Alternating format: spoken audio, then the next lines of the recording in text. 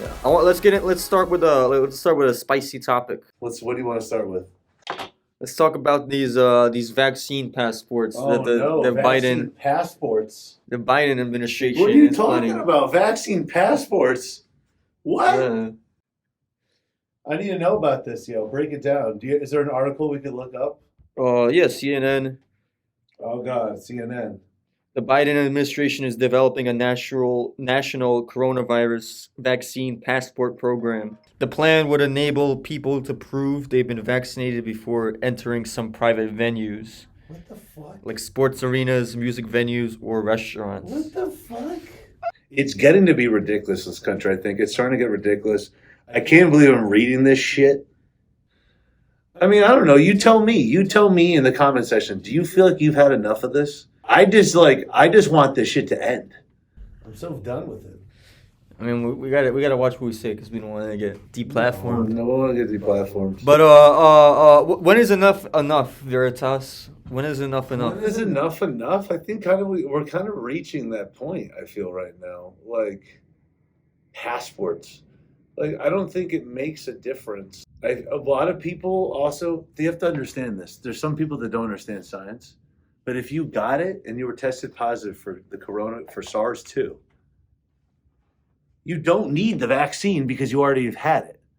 I don't know. There may be some people out there who may not even like understand science or they forget that stuff. But if you have already had it or tested positive for having it, there's no reason for you to get a vaccine because you have built antibodies to the virus that you have contracted. But even if you get the vaccine, That's science. that doesn't even mean that lockdowns are gonna end. Doesn't mean that you can't stop wearing a face mask. Like No, and the thing that I've realized ever since I've come here is we have seen the economy of the United States since last year. I worked for a news organization, and we saw a lot of the stuff that happened with how all this broke down, and slowly we've seen what's happened in New York. Okay, and businesses have shut down. So many businesses have been hurt for this. I remember Donald Trump used to say something like, "Don't let the cure be worse than the problem." Yeah, exactly. And at what point do we acknowledge are people using this in a way to try to do things that they've wanted to do before, but they're doing it under the guise of coronavirus? Now, that sounds conspiratorial, sounds whatever.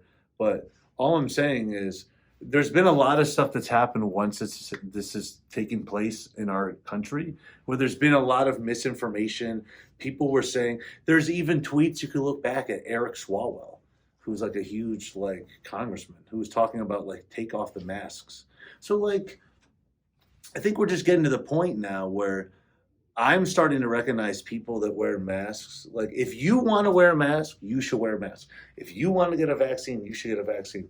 But we've come to the point where, like, at what point do you like, this country has gone through polio. We had a former president of the United States who had polio and was still serving.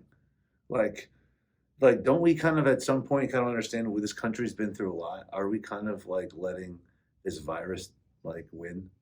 That's the way I look at it. The Funder Hunt, this company literally helps businesses that are not getting the funding that they need right now because banks, this whole thing has screwed up everything. COVID-19 has screwed up everything.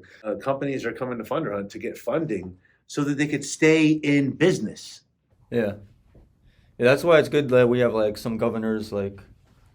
Yeah, Ron DeSantis in our episode 9 of Funding America.